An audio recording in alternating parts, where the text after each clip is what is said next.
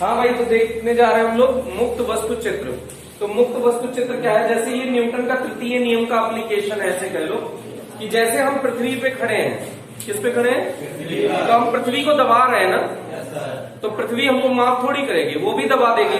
क्रिया प्रतिक्रिया यही है कि जब आप किसी वस्तु पर बल लगाते हैं तो वो बिना किसी समय अंतराल के वो वस्तु भी आपके ऊपर बल लगा देती है। मतलब बिना किसी समय अंतराल के, कोई समय गैप नहीं होगा और वस्तु आपके ऊपर बल लगा देगी। या पृथ्वी है तो पृथ्वी आपके ऊपर बल लगा देगी। तो देखिएगा भैया, इसमें क्या है, जैसे ये टेबल है मान लो या कुछ भी है, तो इस पे कोई बुक रखी है या कुछ ऑब्जेक्ट रखा है, ये देखिएगा ये हवा में बनाने का रीजन है। अभी आपको ये पता चलता है कि कौन किस पे बल लगाता है। तो जब भी mg लगाना हो, भार, mg क्या है बेटा? भार, वस्तु का भार। जैसे हम लोग अपने जीवन में जितने लोग हमसे पूछते हैं तुम्हारा भार क्या है, तुम्हारा वजन क्या है, कितना है वजन? 54 किलो इन्होंने वजन बताया। ये गलत है। जितने लोग भी वजन बताते हैं ना, वो सब लोग गलत बताते हैं। हम लोगों के पूरे मतलब ये नेचर में ही है सबके कि सब जितने लोग अभी वजन पूछ रहे हैं, एक लोग भी सही नहीं बताएंगे। आप द्रव्यमान बता रहे हैं। आप क्या बता रहे हैं? द्रव्यमान बताते हैं। जैसे आपने बताया द्रव्यमान आपका है 54 किलो। इसमें 9.8 से अगर मल्टीप्लाई कर देते हैं, किससे मल्टीप्लाई कर देते हैं? 9.8 से लगभग 10 मान लो, 9.8 को लगभग 10 मान लो, तो आपका वजन है 540 न्यूटन। आपका वजन कितना है? 540 न्यूटन। आपका द्रव्यमान कितना है? 54 किलो। मास, द्रव्यमान को इंग्लिश में क्या बोलते हैं? मास।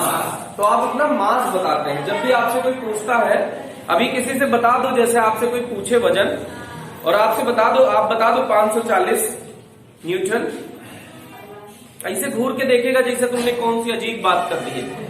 रियलिटी क्या है उसको नहीं आता, और घूरेगा तुमको ऐसे कि जैसे उसको सब कुछ आता है, तुम्ही को नहीं आता ना।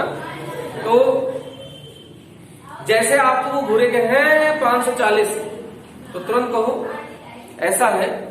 ये जो हम बताए हैं 54, ये हमारा मास है। मास में जब जी से मल्टीप्लाई कर देंगे तब आएगा वजन, द्रव्यमान, वो वेट, जिसको वजन को इंग्लिश में वेट कहते हैं।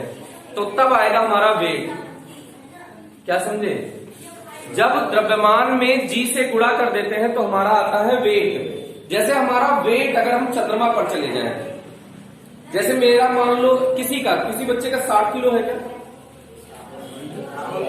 चलो इनका 60 किलो है। शुभम भैया का वेट कितना है? द्रव्यमान कितना है?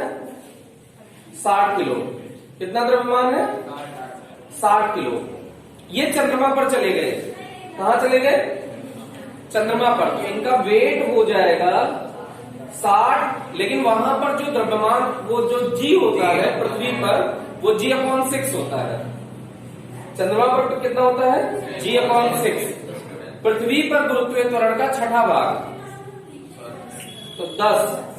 ये हुआ 10 और जी का मल्टीप्लाई किए तो ये हुआ 100। ये 100 न्यूटन इनका वजन होगा। कहां? चंद्रमा पर। पृथ्वी पर अगर इनका वजन गया तो 600 न्यूटन होगा। पृथ्वी पर इनका वजन कितना होगा? 600 न्यूटन। और चंद्रमा पर इनका वजन 600 न्यूटन। तो वजन तो 100 न्यूटन, सॉरी, वजन तो बदल रहा है ना। आप वहां चले जाइए स्पेस में। कहां चले जाएं? स्पेस में चले जाएं, तो इनका वजन या किसी का वजन, जैसे इनका द्रव्यमान कितना था? 60। स्पेस में ग्रेविटी कितनी होती है? 0। तो इनका वजन कितना हो जाएगा? 0। नहीं आया? जी होता ही नहीं है स्पेस, अंतरिक्ष में जी का मान 0 होता है। तो जब आपका जी 0 हो गया तो m इंटू जी कितना हो गया? 0। तो द्रव्यमान एक ऐसी राशि है जो कहीं नहीं बदलती। आप देख रहे हैं 60 यहां भी है, 60 अंतरिक्ष में भी है, 60 पृथ्वी पर भी है और 60 चंद्रमा पर भी है। तो द्रव्यमान एक ऐसी राशि है जो कहीं नहीं बदलती, एक जैसी रहती है, नियत रहती है। लेकिन वेट कॉन्टिन्यूअसली बदलता जाता है। वेट अगर आप अलग ग्रह पर चले जाएंगे तो आपका वेट अलग होगा। अंतरिक्ष में चले गए आपका वेट ही 0 है। समझ रहे हैं ना कि नहीं समझ रहे हैं? तो इसका मतलब जो हम लोग बोलते हैं कि हमारा वेट इतना है वो बिल्कुल गलत है, वो हमारा द्रव्यमान। अब तुम कहोगे कि ऐसे कैसे सर, हम तो मशीन में तोलते हैं, मशीन थोड़ी गलत बताएगी।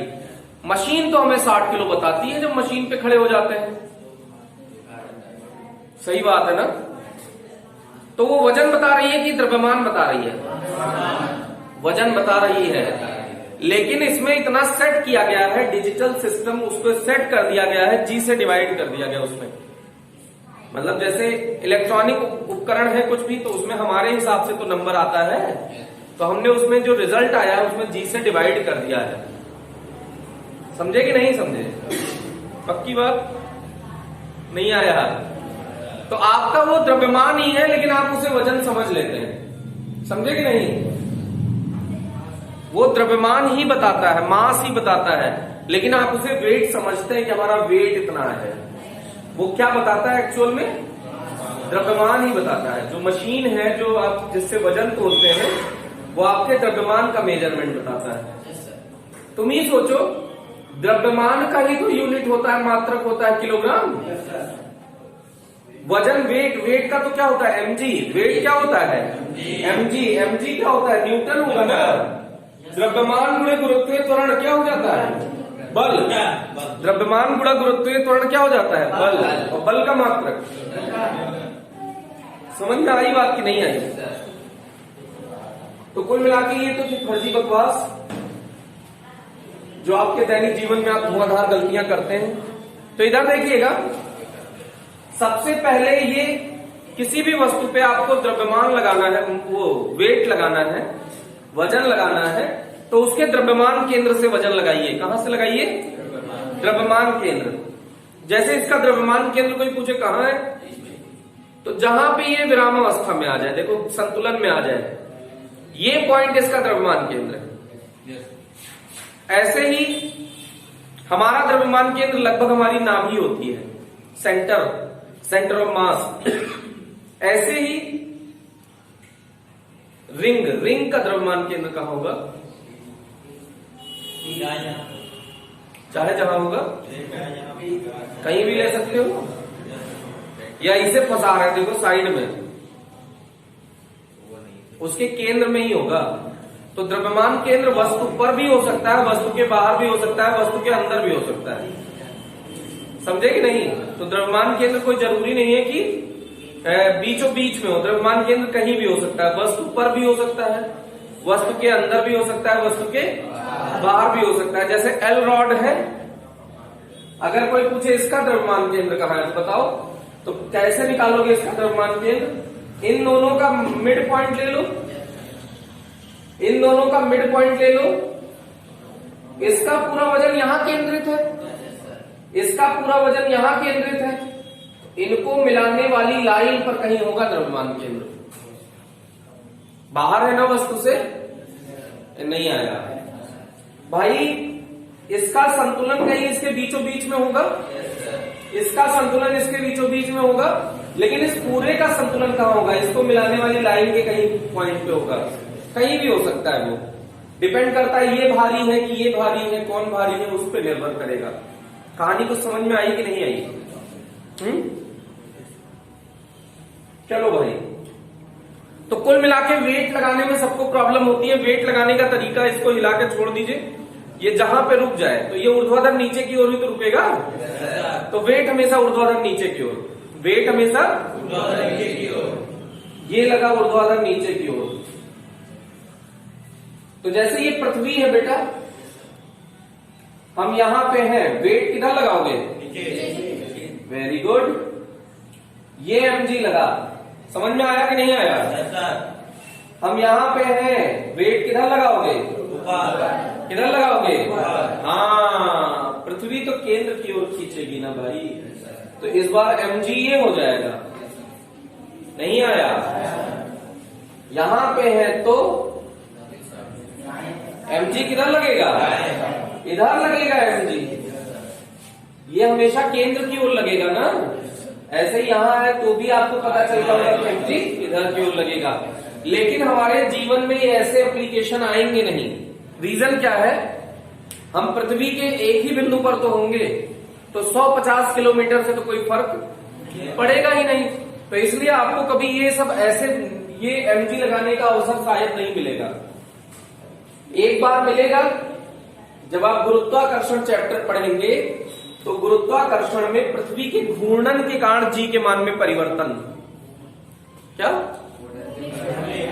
पृथ्वी जो घूमती है ना उससे भी जी के मान में परिवर्तन आता है, तो वहां पर आपको जी लगाने का ये अवसर मिलेगा सुंदर वाला, जो आपने देखा कि किसी कोण पर हो जाएगा। लेकिन आपके दैनिक जीवन में इस पूरे चैप्टर में ये सब देखने को अवसर प्राप्त नहीं होगा। ये सीधा mg डाउनवर्ड लगेगा। mg किधर लगेगा? और अभिलंब प्रतिक्रिया बल देखो, सतह से के द्वारा सतह के लंबवत, ये उसी लाइन के अनुदिश है। ये जितने जगह पे आप ये चित्र देखेंगे ना, ये चित्र ऐसे बना होगा, mg नॉर्मल। अब आप ये देख के बता सकते हैं क्या, यहां बिंदी बना देंगे, ये देख के बता सकते हैं कि mg किसने लगाया, नॉर्मल किसने लगाया, देख के बता सकते हैं क्या? इसमें तो लग रहा है दोनों केंद्र से ही लग रहा है, जबकि वास्तविकता क्या है, mg लगा है इसके केंद्र से, नॉर्मल लगा है सतह से। नॉर्मल कहां से लगा है? नॉर्मल लगाने में सबसे ज्यादा मिस्टेक होती है, क्या होती है? मिस्टेक। तो सबसे ज्यादा मिस्टेक होती है, तो नॉर्मल लगाने के लिए एक बात रट लीजिए, इसको अच्छा एनसीईआरटी में आर लिखा है। आर बोले तो रिएक्शन फोर्स, आर बोले तो रिएक्शन फोर्स, प्रतिक्रिया बल, लेकिन हम लोग एन लिखते हैं, क्यों? एक्चुअल में ये नॉर्मल रिएक्शन फोर्स होता है। एक्चुअल में ये क्या होता है? नॉर्मल रिएक्शन फोर्स होता है, ये अभिलंब प्रतिक्रिया बल होता है, तो इसीलिए हम लोग इसे एन से रिप्रेजेंट करेंगे। तो ये नॉर्मल रिएक्शन फोर्स है, अभिलंब प्रतिक्रिया बल। ये क्या दिया? नॉर्मल रिएक्शन फोर्स, अभिलंब प्रतिक्रिया बल। इसको लगाने का तरीका होता है सतह के द्वारा सतह के लंबवत। कभी भी ये लाइन अगर आपको याद है, एक तो सतह के द्वारा लगेगा और दूसरी बात है सतह के लंबवत। सतह के द्वारा सतह के लंबवत। From the surface perpendicular to the surface. From the surface perpendicular to the surface. From the surface perpendicular to the surface. सतह के द्वारा सतह के लंबवत, सतह के द्वारा सतह के लंबवत। तो ये सतह है ना, तो सतह के द्वारा लगेगा और सतह के लंबवत लगेगा। ये विशेष बात है इसकी। क्या चल जाएगा? क्या चल जाएगा? अच्छा ये देखिए पहला चित्र, जैसे अभी हम ऐसे देखिए, इधर देखिएगा ऐसा, तो हमने पृथ्वी को कितनी जगह दबा रखा है? पैर से, दोनों पैर से। पीछे दीवार दबाए रखी है, पृथ्वी नहीं दबा रखी है। पीछे किसको दबा रखा है? दीवार। तो अगर नॉर्मल लगाना हो तो पैरों से लगेगा नॉर्मल। तो पैर किसको दबाए हैं? सतह को, जमीन को। जमीन कैसे लगाएगा? अपने लंबवत। जमीन कैसे लगाएगा? नॉर्मल, अपने लंबवत। ये पीछे वाली दीवार कैसे लगाएगी? नॉर्मल, अपने लंबवत। सतह के द्वारा सतह के, इसका नॉर्मल इधर आएगा क्या? हमने पृथ्वी उसको दीवार को पीछे दबा रखा है, तो दीवार हमको आगे की ओर दबाएगी। ये बात समझ में आई क्या? फीलिंग लीजिए। ये जैसे हम खड़े थे अभी, मान लो ये आपके घर में कोई सीढ़ी खड़ी हो, क्या हो? सीढ़ी। अब ये इस बात पे निर्भर करता है कि यहाँ का घर्षण कितना है, नहीं तो सीढ़ी सड़क जाएगी। क्या हो जाएगी? सड़क जाएगी। सबसे पहले क्या लगाना है? mg। सबसे पहले क्या लगाना है? mg।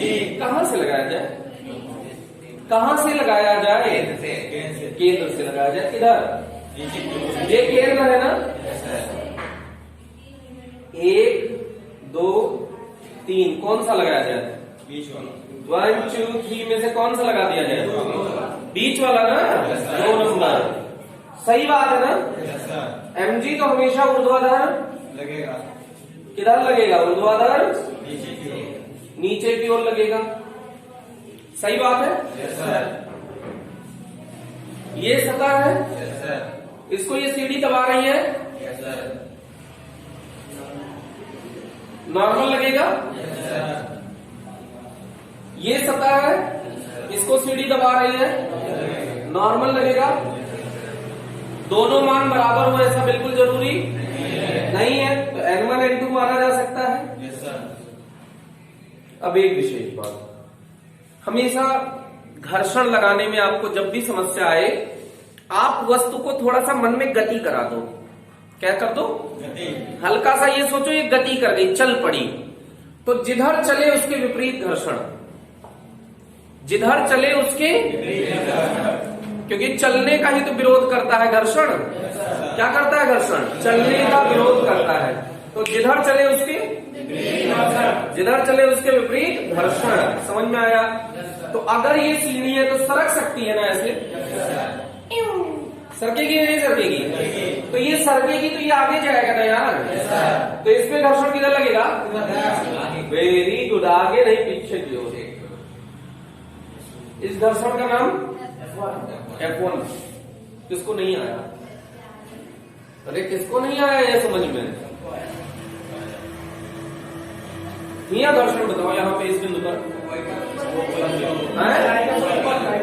ऊपर की ओर। क्या किधर लगेगा बालिका? किधर सरकेगी सीढ़ी? तो सीढ़ी अगर नीचे की ओर सरक रही है तो उसको नीचे सरकने से कौन रोक रहा है? घर्षण। तो घर्षण उसको किधर खींच रहा होगा? ऊपर, तभी तो उसको रोक रहा है सीढ़ी को। जैसे ये सीढ़ी रखी है, सरक जाएगी ना ऐसे, सीढ़ी सरक जाएगी कि नहीं सरकेगी? तो ये ऐसे सरकेगी, तो इसके विपरीत घर्षण। शिवम बाबू, क्या जिंदगी नुकसान कर रही है? तो ये घर्षण हमने देखा तो तुमने बात करना शुरू कर दिया ना, उधर देखा नहीं तो तुरंत है मौका ना। ये समझ में आया कि नहीं आया? ये हमने कुछ कुछ आपको ये दिखाया कि कैसे इसमें बल लगेगा। अब थोड़ा सा और टफ की ओर चलते हैं, आराम से। कौन जमाई ले रहा है? ये गेंद रखी है, खा जाएंगे हम जिंदा, समझ लो, है ना? इस पे आपको इसका सारा वेट दिखाना है, इस पे सारा कुछ आपको इसमें दिखाना है। दर्शाइए, पहले एमजी बताइए। Very good. नॉर्मल लगेगा क्या?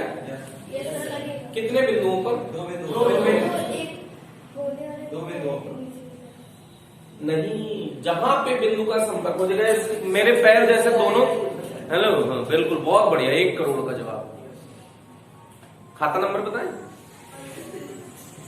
ये जमीन है, ये मैंने इस पैर से जमीन को दबाया है, इस पैर से जमीन को दबाया है। अच्छे देख रहे हैं कि सही में दबाया कि झूठे मूठ दबाया है ना? मैंने पृथ्वी को दोनों पैरों से दबा रखा है ना, तो एक नॉर्मल यहां लगेगा, एक नॉर्मल यहां लगेगा। जो भाग पृथ्वी के संपर्क में नहीं है वहां कोई नॉर्मल नहीं लगेगा। मतलब जो भाग कांटेक्ट में नहीं है किसी भी वस्तु के, वहां नॉर्मल नहीं लगेगा। तो कहीं भी इन दोनों बिंदुओं के सिवा कोई ऐसा बिंदु है जहां दो संपर्क में है वस्तुएं? दो वस्तुएं खाली इस बिंदु पे संपर्क में है और इस बिंदु पर संपर्क में। बोलो सही बात गलत बात? नहीं आया। अब यहाँ पे पृष्ठ ढूंढना कठिन है, तो यहाँ पे इन दोनों वस्तुओं में से ये पृष्ठ मिल जाएगा क्या? यही तो पृष्ठ है। बोलो भाई। तो ये सतह मिल गई, सतह मिल गई तो सतह के लंबवत, सतह के द्वारा लंबवत, तो ये लगा नॉर्मल। This is N1। यहां भी तो लगेगा, ये देखो सतह मिली, सतह के normal it may be equal. ये सेम भी हो सकता है, डिफरेंट भी हो सकता है। यहां सेम मान सकते थे क्योंकि एकदम बराबर आकार का है, तो N1 N2 N के बराबर मान सकते हैं। लेकिन अगर ऐसा सीन हो, कुछ समझ में आ रही है कहानी की? नहीं आ रही?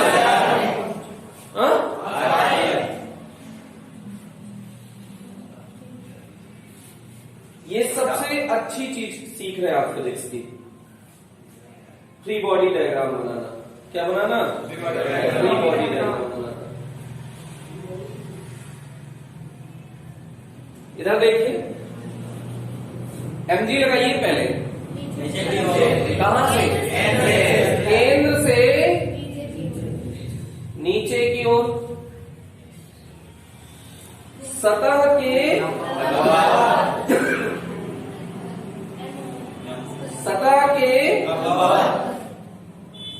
लंबवत। अब की बार दोनों एन सेम होगा डिफरेंट होगा? ऐसा नहीं लग रहा कि ये ज्यादा जोर से दबाएगा और ये कम जोर से दबाएगा, तो इसलिए N1 N2 मान लिया जाए। बोलो कुछ समझ में आई कहानी की नहीं आई?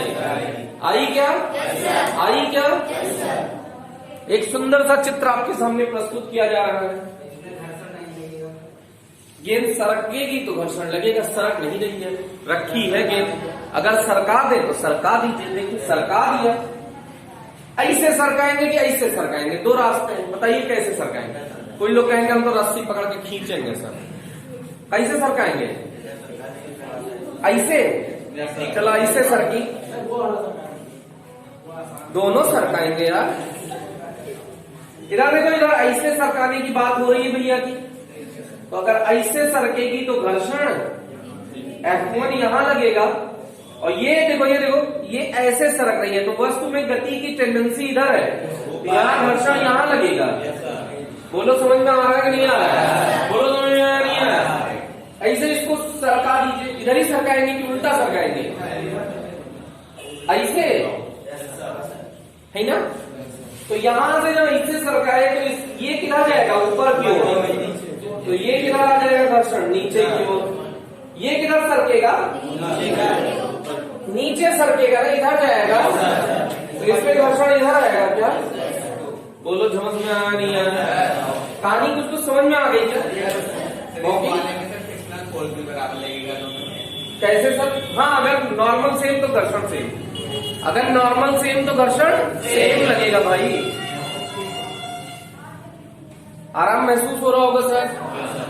किसी भी बालक बालिका को आराम महसूस नहीं हो रहा हो तो आप तुरंत संपर्क करें, अपना टोल फ्री नंबर है। देखिएगा, इसी सारे चित्र भी आपको मैं दूंगा, आपको सारे बनाने होंगे, लेकिन अभी दर्शन करिए। चलिए एक चित्र आप बनाइए, इसका घटक, इसका हमें सारा बल दिखा दीजिए। इस वस्तु, इस पर ये सतह है, इस पर ये वस्तु रखी है,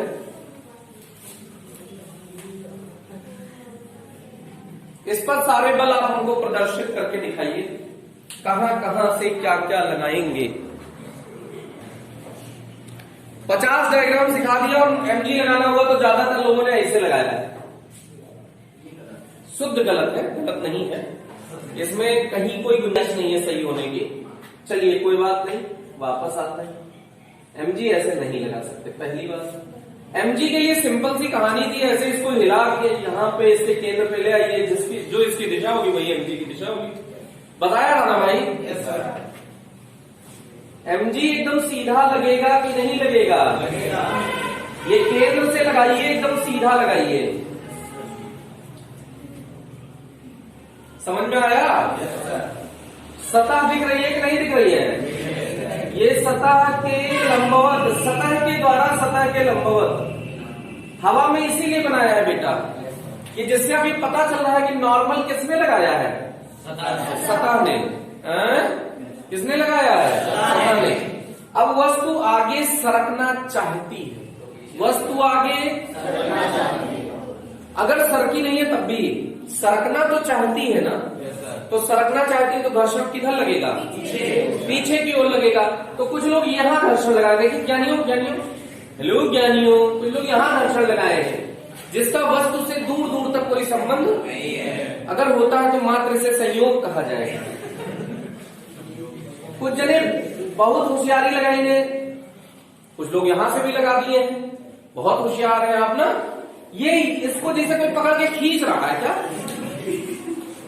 कहां लगना चाहिए, जगह दिखानी है आपको। घर्षण हमेशा ये सतह इस बिंदु पे यहां घर्षण लगेगा हमेशा, जम से नहीं जम से। इसको स्मॉल एफ से प्रदर्शित करते हैं, F for friction. F for friction माने घर्षण। बेटा आया नहीं आया? अब देखिएगा, इसको एक बार आप बनाइए बिना देखे, बनाइए भाई। गलत बात है, ये भी चित्र नहीं बना, आपसे बताओ। तो देखिए भैया, मैन लिफ्ट प्रॉब्लम। आप जिंदगी में लिफ्ट में बैठे होंगे, आज आपको अद्भुत फीलिंग कराते हैं। देखिएगा, ये आप हैं लिफ्ट में बैठे हैं, स्मार्टी। लिफ्ट विरामावस्था में है। पहला केस क्या है? जब लिफ्ट विरामावस्था में हो, मतलब रुकी हो, एट रेस्ट अवस्था में हो। जब लिफ्ट किसमें हो भैया? अब मतलब वेग इसका 0 है, तो त्वरण के बारे में क्या ख्याल है? 0 होगा, इसमें कोई शक नहीं है ना। अब इस पे, इस मनुष्य पे सारा जितना बल आप लगा सकते लगाइए। सबसे पहले इसका क्या लगेगा? mg। सबसे पहले इसका mg। अभी ये सारे चित्र आपको बिना देखे बनाने हैं बोर्ड से। फिर ये नॉर्मल सतह भी तो इस पे लगाएगा भाई, दोनों पैरों पे लगाएगा, उसको मिला के हम इकट्ठा एक जगह कर दिए हैं। गला घोटू बीमारी हो जाएगी बेटा, जो प्रायः भैंसों को होती है। गधे बोर्ड पे क्यों नहीं देखते हो? ये हो गया भैया, इतने ही बल लगेंगे इस पे, और कोई बल लगेगा नहीं। न्यूटन बाबा को याद करिए, कहिए एफ नेट बराबर अम्मा, ये क्या लिखा है? एफ नेट बराबर एम ए। इस पे नेट बल कितना लग रहा है? एक तो एन लग रहा है, एक तो एम जी लग रहा है। अरे इस पर नेट बल कितना लग रहा है? एन और एम जी, 2 ही बल लग रहा है। सही बात गलत बात? सही बात ना। तो किसी एक को धनात्मक मान लो, किसी एक को, किसको धनात्मक? एन को पॉजिटिव, तो एम जी को निगेटिव मानना पड़ेगा। बराबर मास इंटू एक्सेलरेशन कितना है? 0। तो एन बराबर एम जी आ जाएगा क्या? बोलो। जब आप एन बराबर एम जी आएगा, आप एक बात सुंदर सी समझ लीजिए, जो आपका भार है ना, वो हमेशा प्रतिक्रिया बल से मिलता है। नहीं समझे? जो आपको आपका भार महसूस होता है ना, वो सतह कितना प्रतिक्रिया बल लगाती है उतना ही महसूस होता है। जैसे अभी तुम छत से कूद जाओ तो तुम दबा तो पाओगे नहीं, तो तुम भारहीन महसूस होगे, तुमको लगेगा तुम्हारा तो भार ही नहीं है। कभी तीसरे फ्लोर पे जाके कूद के देखना चाहिए, किसी को बताने के लिए आप रहेंगे नहीं, लेकिन ऐसा उस समय महसूस हो जाएगा कि हाँ गुरुजी सही पढ़ा रहे थे। क्या पढ़ा रहे थे? कि जब आप किसी जगह से कूदते हैं तो थोड़ा बहुत भार महसूस होगा, क्योंकि थोड़ी बहुत हवा है। लेकिन अगर हवा नहीं होगी ना, तो आप भारहीन लगेंगे, लगेगा हमारा भार ही नहीं है कुछ। भार कब लगता है? जब प्रतिक्रिया आती है। भार कब लगता है? जब प्रतिक्रिया आती है। आपने देखा होगा पानी में आप हल्का महसूस करते हैं, आपका वजन कम लगने लगता है, क्योंकि पानी कम प्रतिक्रिया लगा पा रहा है ना। सही बात है कि नहीं? सही बात है। तरल है, वो तरल है, तो वो उसके अणु पास पास नहीं है, तो जब आप पैर उस पर रखते हैं तो उसके अणु हट जाते हैं, आप नीचे चले जाते हैं। हाँ के बात करने के लिए मौका दिए हैं। भैंस की पूंछ हो एकदम। यस सर, नो सर, जी सर, ओके सर। ये कह रहे हैं भैंस वो सॉरी पानी कम प्रतिक्रिया क्यों लगा पाता है? अब इस पर विचार प्रकट करिए। वही सर, वही क्यों पूछ रहे हैं? हमसे बात करिए। में जाओ तो फेंकते हैं सर, जब अंदर रहता है उसमें कम भाग। हाँ सही बात, बहुत सही। क्यों ऐसा होता है? कभी महसूस नहीं किया ना बैल? क्यों? क्योंकि पानी, देखो हेलो, पानी उसको दबा रहा है। जैसे आप पानी को पैर से दबाइए तो पानी आपको उतना ऊपर रोक थोड़ी पा रहा है, पानी के अणु थोड़े दूर दूर हैं, तो आपका पैर नीचे चला जाता है ना। नीचे चला जाता है तो इसका मतलब है कि आप क्रिया नहीं लगा पा रहे ढंग से। क्रिया नहीं लगा पा रहे, तो प्रतिक्रिया नहीं मिलेगी। जितना ज्यादा क्रिया लगेगी उतना ही ज्यादा प्रतिक्रिया लगेगी। अभी गद्दे पे खोपड़ी पटक के देखो, कोई फीलिंग वाली बात नहीं आएगी ना। सीमेंट पे खोपड़ी पटक के देखो, फीलिंग आएगी। क्यों? सीमेंट पे क्रिया लगेगी प्रॉपर, तो प्रतिक्रिया मिलेगी प्रॉपर। अरे मिलेगी नहीं, और उस पे क्या कह रहे हैं, गत्ते पे दबा रहे हो तो क्रिया मिल ही नहीं रही है, तो प्रतिक्रिया मिल ही नहीं रही है। तो जो आपको भार महसूस होता है वो हमेशा आपके अभिलंब प्रतिक्रिया बल से महसूस होता है। इसका मान कम हो जाएगा, आप हल्के महसूस करेंगे। इसका मान ज्यादा हो जाएगा, आप भारी महसूस करेंगे। इसका मान अगर बढ़ भी जाए किसी रीजन से ना, तो आपको लगेगा आप भारी हो गए हैं। समझे कि नहीं समझे? बोलो। तो इतना समझ में आया कि नहीं आया? जब लिफ्ट विरामावस्था में है। बी पार्ट, जब लिफ्ट नियत वेग से गतिशील है। जब लिफ्ट नियत वेग से गतिशील है। When lift is moving with constant velocity or uniform velocity. When lift is moving with constant velocity or uniform velocity. ये रहा स्मॉल टी, है ना? इसने लगाया अपना mg, पृथ्वी ने लगाया या लिफ्ट की सतह ने लगाया नॉर्मल। एफ नेट बराबर अम्मा लगा दीजिए, F net equals M A. इस पे लगने वाला यू वी वेग से जा रहा है, नियत v बराबर नियत है, तो त्वरण बताओ। अरे वाह, 1 करोड़ का जवाब। अगर वेग नियत है तो त्वरण क्या होता है? क्योंकि हमने त्वरण के बहुत सारे शब्द पढ़े ना, तो शून्य त्वरण की 2 स्थितियां पढ़ी है, जब पिंड विरामावस्था में हो, जब नियत वेग से गतिशील हो। तो a बराबर 0 होगा। एफ नेट बताओ, इस पे कितना लग रहा है? किसी एक को धनात्मक मान लगा दे। n माइनस एम जी बराबर हम इंटू 0। n बराबर mg यहां भी आ गया। बोलो सही बात है कि गलत बात है? सही बात ना? ये दोनों केस में आपको वास्तविक द्रव्यमान ही महसूस होगा। अब जब लिफ्ट एक त्वरण से, कितने त्वरण से? एक त्वरण से ऊपर जा रही हो, तो अब की बार a 0 है कि ये है? एक त्वरण से ऊपर जा रही हो, तो फिर से लगा दीजिए एफ नेट बराबर एम ए। फिर से लगा दीजिए। इसमें आपकी छूट है, किसको धनात्मक माना जाए? ऊपर को कि नीचे को? ऊपर को धनात्मक माना जाए। आप नीचे को भी धनात्मक मान सकते हैं, रिजल्ट पे कोई फर्क नहीं पड़ेगा। तो बोलो n माइनस एम जी बराबर m इंटू, त्वरण धनात्मक होगा ऋणात्मक? क्यों धनात्मक होगा? तो n बराबर क्या हो जाएगा बेटा? mg plus ma। m common ले लो, g प्लस a। अभी n बढ़ गया है कि घट गया है? बढ़ गया है। तो जब लिफ्ट अचानक ऊपर चलती है तो आपको आपका भार ज्यादा महसूस होता है। अगर लिफ्ट में बैठे होगे तो कभी ऐसा महसूस जरूर किया होगा। कभी बैठे हो? कभी नहीं बैठे हो? तो अगर लिफ्ट में बैठे होंगे तो जब लिफ्ट सडनली ऊपर चलती है तो आपको लगता है आपका भार बढ़ गया है। क्यों? क्योंकि अभिलंब प्रतिक्रिया बल बढ़ गया है। क्योंकि अभिलंब प्रतिक्रिया बल बढ़ गया है। इसको कहेंगे आभासी भार में वृद्धि। भार में आभासी वृद्धि। क्या होगा? भार में आभासी वृद्धि। रियलिटी में बढ़ गया कि झूठ मूठ का बढ़ा है? झूठ मूठ का बढ़ा है, इसलिए आभासी कह रहे हैं, वर्चुअल इंक्रीमेंट इन वेट। अरे समझ में आ रहा है नहीं आ रहा है? जब लिफ्ट एक त्वरण से, किस त्वरण से? एक त्वरण से नीचे गतिशील हो, एक त्वरण से नीचे गतिशील हो, ये भी तो हो सकता है भैया। एफ नेट बराबर एम ए। किसको पॉजिटिव माना जाए?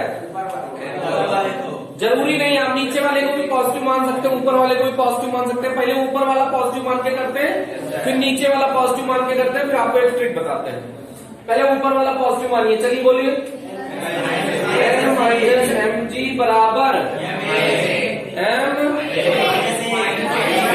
माइनस ए। समझे कि नहीं समझे? तो एम जी इधर आया तो प्लस हो जाएगा minus M A. M common ले लीजिए, क्या आया? भार में कमी आ गई, वृद्धि हो गई? कमी आई। तो लिफ्ट जब अचानक नीचे आती है तो आप हल्का महसूस करते हैं। समझे कि नहीं समझे? अब इसको हम दूसरा वाला, जिधर ज्यादा लोग हों उसको धनात्मक मान लिया करिए। क्या करिए? जिधर ज्यादा लोग हों उसे धनात्मक मान लिया करिए। तो इसमें ज्यादा लोग किधर हैं? नीचे। ऊपर तो एक ही आदमी है ना, तो आपको थोड़ा सा सहूलियत हो जाएगी। देखिए इधर एफ नेट बराबर एम ए, बोलो इस पे नेट बल नीचे वाले को धनात्मक माने क्योंकि ज्यादा लोग नीचे हैं। कौन कौन नीचे है? एम जी भी नीचे है, ए भी नीचे, इसलिए नीचे वाले को धनात्मक मान लीजिए। बोलिए एम जी माइनस एन बराबर, अब की माइनस से नहीं होगा, समझे? अब बोलो एन इधर ले आओ, एम जी इधर ही रहने दो और एम ए को उधर भेज दो, एम कॉमन ले लिया, जी माइनस ए। समझ में आया कि नहीं आया? तो ये कोशिश आज के बाद करी जाएगी कि जिधर ज्यादा लोग हो उसको आप धनात्मक मान लीजिए, कोई फर्क नहीं पड़ता है। देख रहे हैं ना रिजल्ट पे कोई फर्क पड़ा क्या? बहुराए कुछ लोग चढ़ गई। हाँ हम जान रहे कि ये तो उधर क्या होगा तो माइनस होगा ना सर। बैल हम किसको ले गए हैं? एन को ले गए हैं और एम ए को इधर ले आए, तो M G minus M A नहीं होगा गधा? अरे होगा नहीं होगा? समझ में आया ना? तीसरा केस जब लिफ्ट की डोरी टूट जाए, पांचवा केस जब लिफ्ट की डोरी टूट जाए, लिफ्ट की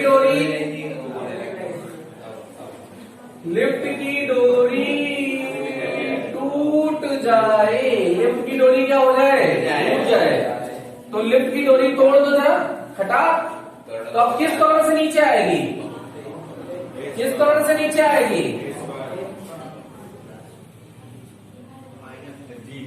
जी से आएगी। गधा गधो गधा, किससे आएगी? नीचे, जी से आएगी। जब लिफ्ट की डोरी टूट जाए भाई तो मुक्त रूप से गिरेगी ना लिफ्ट। लगाओ इस पे, बोलो किसको पॉजिटिव माना जाए, किसको निगेटिव? ज्यादा लोग नीचे इसलिए ना, तो नीचे वाले को निगेटिव मान लीजिए, ऊपर वाले को ऊपर वाले को निगेटिव, नीचे वाले को पॉजिटिव। बोलो क्या लिखा जाए? एम जी माइनस एन बराबर एम जी।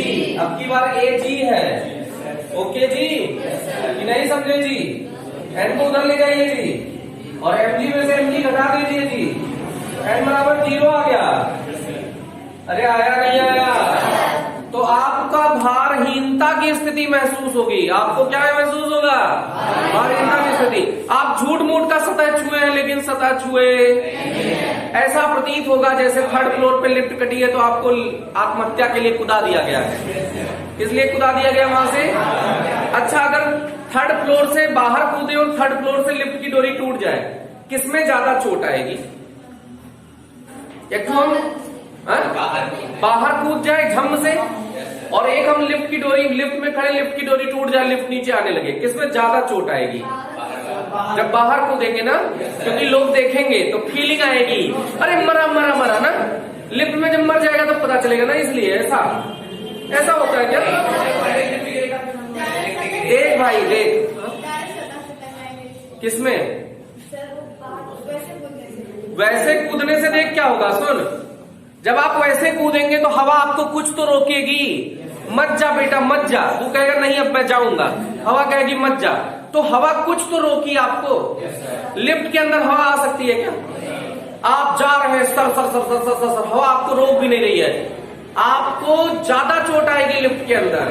नहीं आया? बाहर हवा रोकेगी ना यार। जब आप नीचे की कोर कूदते हैं तो हवा ऊपर की ओर धक्का मारती है कि नहीं मारती? तो कुछ कम होगा बल्कि नहीं होगा। अरे होगा कि नहीं होगा?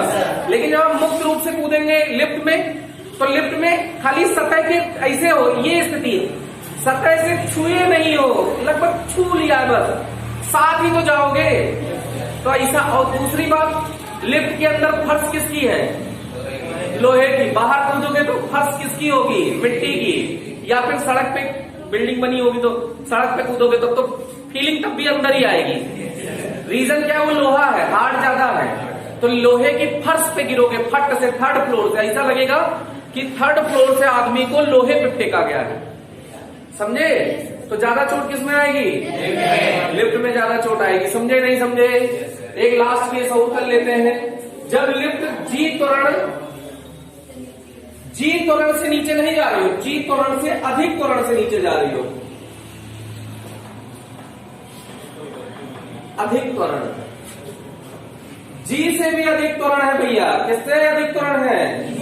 जी से। कुछ जी डैश है, इस बार जी डैश का मान ज्यादा है जी से, जी डैश का मान ज्यादा है जी से, तो इसको देखिए जी, इसमें तो और आंधी आएगी। बोर्ड पे देखिए, किसको पॉजिटिव माना जाए, किसको निगेटिव? नीचे पॉजिटिव कि ऊपर पॉजिटिव?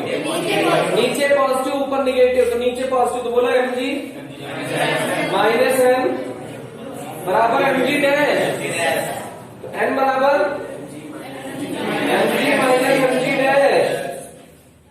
ये एम कॉमन ले लो, जी माइनस जी डैश, ये बड़ा है ये छोटा है, छोटे में से बड़ा घटाओगे ऋणात्मक आ जाएगा, निगेटिव आया है, तो इसका मतलब आप सतह छोड़ देंगे, आप सतह छोड़ देंगे, इसका मतलब सतह छोड़ेंगे का मतलब क्या है, आप ऊपर जाएंगे, लिफ्ट नीचे आएगी, पहले खोपड़ी लड़ेगी किसमें, छत में, फिर छत से चिपक के आपको लेके आएगा, कहां जा रहे हो बेटा, छत कहेगा कहां जा रहे हो, ऊपर का नीचे, नीचे, फिर आपको जी से ही लेके आएगा, जी डैश से ही, किससे लेके आएगा, जी डैश से, फिर पटकेगा, जब आप लिफ्ट खटाक से जब जमीन पे लड़ेगी तो आप भी तो खटाक से जमीन पे लड़ेंगे।